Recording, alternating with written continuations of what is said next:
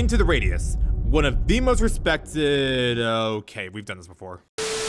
So last year, I made a video on the early access launch of this game, and haven't touched it since as I wait for the full release. But now that it's been a full year, and quite a bit has changed about this game, I figured now would be the best time to dive back in and see how much early access has evolved.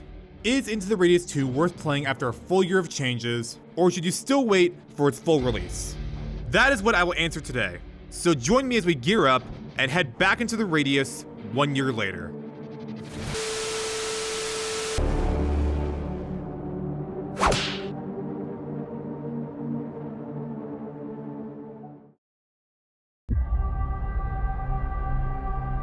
When this game was released in early access, we had a very bare bones experience with a couple of main areas, a handful of enemies and anomalies, and a 2-player co-op that barely functioned. But since then, there have been 3 major content updates, a handful of minor updates and bug fixes, and an early access release on the Quest 3 and Quest 3S, which is unarguably the biggest thing for this game's early access.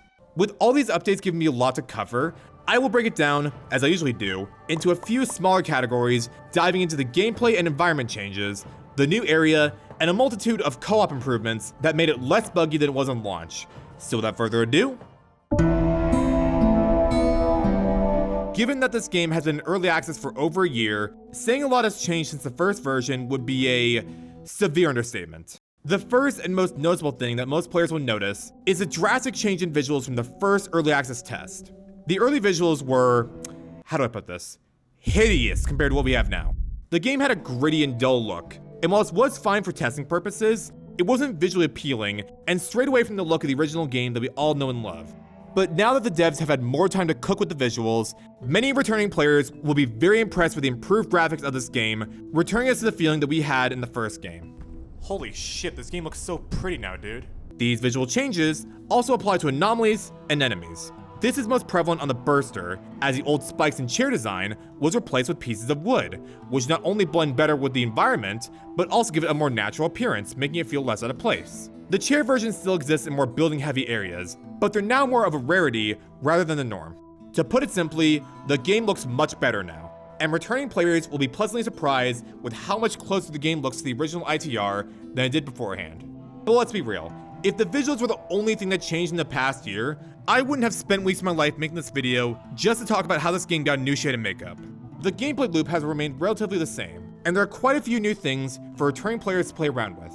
New guns and attachments are now buyable in the shop, and helmets and armor sleeves have been added to give you extra protection. But some elements that were originally in the first game have finally been added into this game, such as hunger, weapon cleaning, and old enemies. Hunger works identically to how it did in the first game, where the hungrier you are, the less stamina you have, and this can be replenished with food you buy in the store or find in the field. Now, say what you want about the food, but I genuinely feel bad for the explorer in this game. The original game had cans of meat, pineapple, energy drinks, and even cake as part of the anniversary celebrations. But in ITR 2, all this guy has are stale-ass crackers, candy bars, and canned sardines. Wow, thanks guys, what variety I have to choose from. Moving on to weapon cleaning, it's much simpler than it is in the first game, only requiring you to spray and brush your gun instead of going through the entire process of cleaning every inch of it. Whether this feature will be expanded on in the future is still unclear, but it's possible that this mechanic is being kept simple because of another feature that'll be added in the future, which we'll talk about in a bit. But as for the features that have actually improved, fragment enemies are back in the roster and have easily gotten the biggest glow up since the first game. The old fragments used to just shamble towards you very slowly, but these ones, they twitch, they creak, and they've gone from slowly shambling to aggressively walking towards you. You still have your usual phantom and core variants that are relatively easy to kill, but one variant in particular is quite different. Whoa! They go boom. This fundamentally changes how you need to go about killing these things, as you either need to kill them from a distance, or destroy the body up close and back up to destroy the core, potentially giving them enough time to reset. It's an old mechanic with a new twist, and I absolutely love it. Keeping with the theme of mixing the old with the new, the biggest change to the base gameplay loop is the introduction of distortion zones. The first game had toxic gas areas that required a gas mask to traverse through safely, and distortion zones function in a very similar way. Distortion zones will often contain valuable artifacts for you to collect, but being inside them distorts the vision of you and your enemies and will very quickly kill you without protection. unlike the first game where you have access to gas masks almost immediately, you're unable to get distortion masks until much later in the game after you complete a certain mission that introduces them. So some areas are basically inaccessible until you unlock them. Well, I mean, you can enter them, but it's not a good idea. While distortion masks let you traverse these zones safely, they are not like gas masks where you can use them basically infinitely. You are on a set timer of about 2.5 minutes to gather what you need and get out. This is displayed on your wristwatch and will make audible beeps to help you keep track of how much time you have left. But once you leave a distortion zone, the timer will reset after a few seconds, letting you go back in and explore even more. These new distortion zones are incredibly cool to explore, and give you more opportunities to get valuable loot that you can either keep or sell. But as of right now, they're nothing more than just optional side areas to explore. Given that most of the map is still locked, I'm predicting there will be some areas that are almost completely covered in distortion areas that'll make the anti-distortion mask a necessity rather than an optional piece of side equipment. But until that day comes, we're stuck with the original two areas we all know and love, and a brand new area that puts these two to shame. The peninsula and forest areas have been staples of this game's early access thus far, but in Update 0.13, we got a brand new area called the Pechorsk Outskirts, and it is huge. As of now, it contains 3 main areas of exploration: the forests and swamps, the ghost town, and a giant hole that I am not brave enough to jump into. The forest part of this area is honestly a little creepier than the actual forest map itself. And exploring at night really makes you feel like you're in one of those old Slender video games. There are a few points of interest out here, including a giant building that's been sunk into the ground, but for the most part, it's no different than the peninsula and forest. There is a giant hole in the top left of the map, which is cool. In the center of it is a platform, which you can access by taking one of a few portals you can find around the map. It's basically a central hub for portals, and while it doesn't have much use now, I'm guessing that this may become part of a main mission sometime down the line. The town, however, is very clearly the highlight of this area, as not only does it contain the most to explore and collect, but it has a lot of enemies, and I do mean a lot. Almost all the enemies are hiding out in abandoned buildings, waiting to shoot at you the second you dare to poke your head out. And this means you have to explore this area extremely carefully as to not get caught out and gunned down immediately. The obvious strategy for this would be to move around the outskirts of the map and sneak into the buildings to take care of the enemies, but there is an entirely new threat that makes doing this even more difficult. This thing. Wait, why am I glowing orange? Oh! Oh! My soul! It wants my soul! It wants my freaking soul!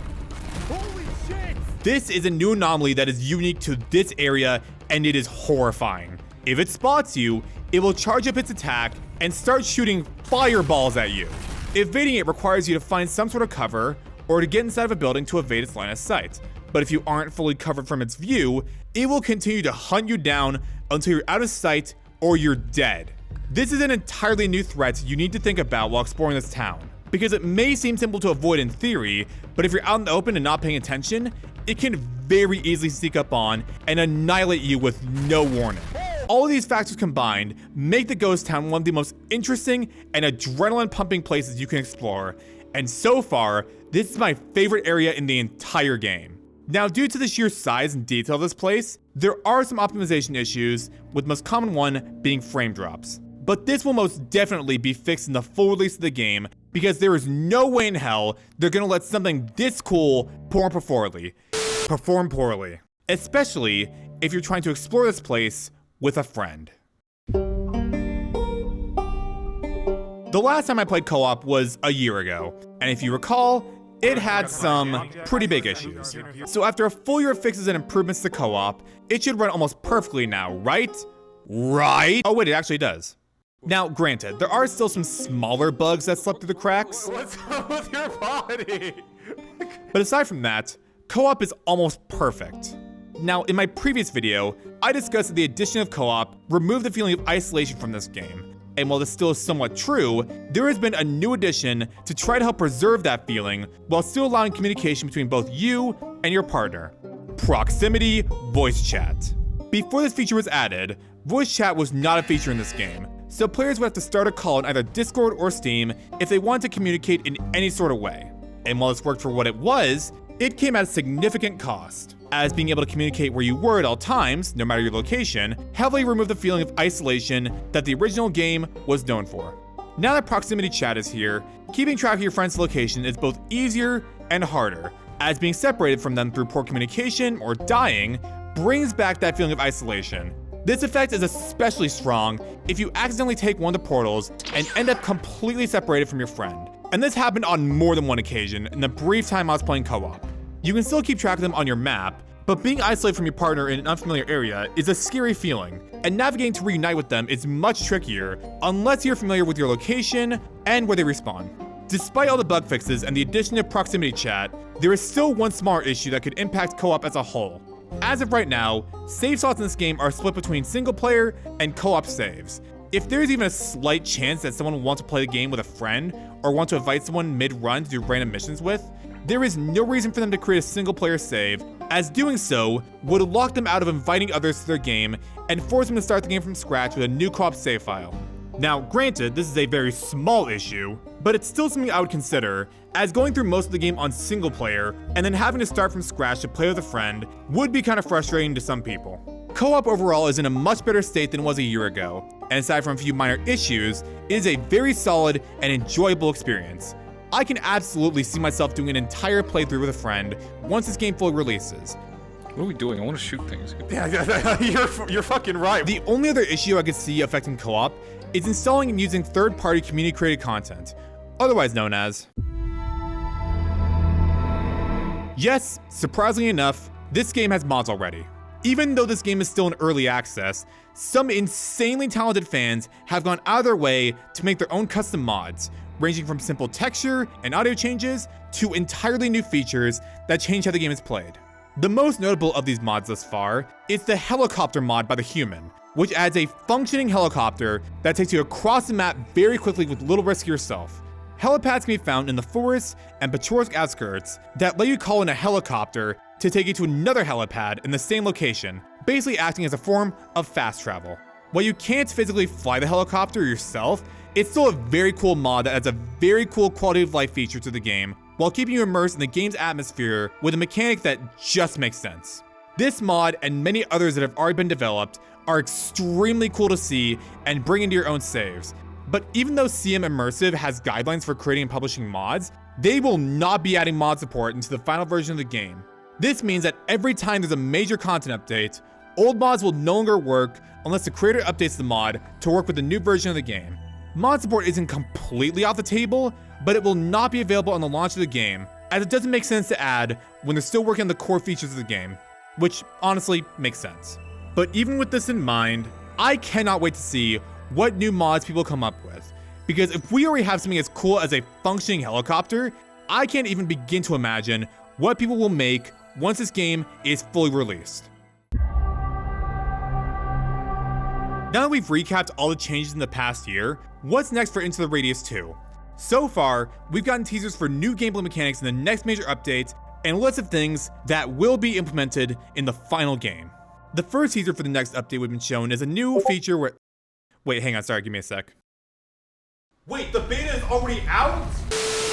Alright, so because I'm slow at making content, the 0.14 beta is already out, and I am contractually obligated to try it out and tell you what's in it. The bulk of this update is quality of life changes and improvements to already existing mechanics. Starting with the environment and loot changes, invisible artifact clusters have been brought back, but can only be revealed with advanced artifact detectors, very similar to the original artifact mechanic from the first game.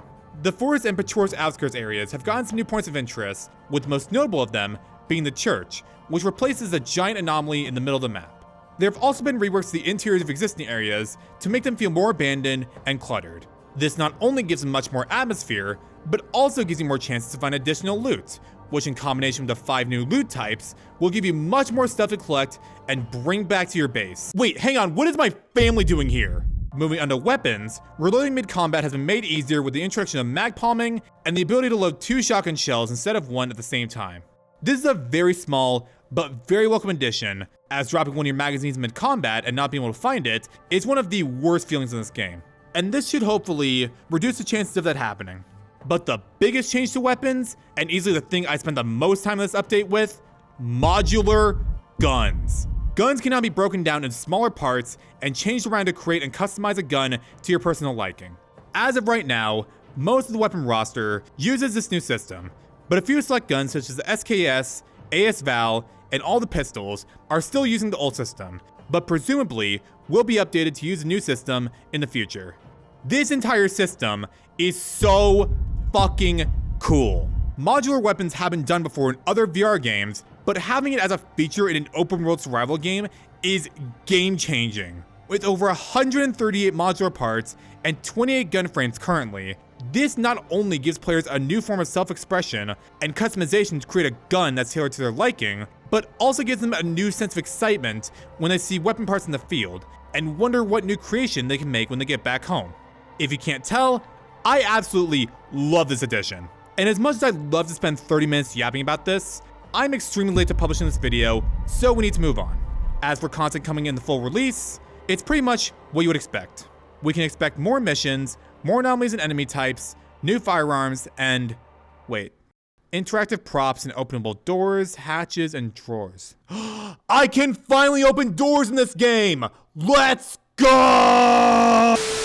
But as for the content coming in the full release, localization will not be worked on until the story is done, ports to other platforms will not happen until the PC and Quest versions are stable, 4-player co-op will not be possible due to the Quest limitations, and as I've stated earlier, mod support will not be coming until the core game is completely finished. As cool as these features would be, they aren't feasible enough for the team to work on until after the game has been fully released. And that's understandable, given that the game we currently have is already incredible. Now to wrap this up, is the game worth it after a full year of changes in early access? It's a very well made and super immersive game, and with about 12 to 15 hours of gameplay alone, you will not be short on content if you decide to start playing it today, either by yourself or with a friend. But given that this game is still in early access, save data wipes will still be a frequent occurrence as the game updates towards its full and final release. And even if CM Immersive is somehow able to keep updating the game without wiping saves, there'll still be one final wipe for the full launch of the game. My opinion is still most of the same. If you want a fun, scary, and immersive game with a ton of gameplay, it's worth it. But if the idea of your save file getting deleted every time there's a big update is unappealing to you, wait until the full launch of this game when this will no longer be an issue. As for me, I will keep making YouTube shorts that cover the newest patches of the game as they come out, but I will not be playing the game again until its full launch next year so as to not burn myself out on the early missions. But what do you all think? Has Into the Radius 2 improved since the early access launch? Let me know what you think down below. If you enjoyed this video, do the subscribe and notification thing so you know when I upload next. Thank you all for watching, and I hope to see you all in the next video. Have a good night, y'all.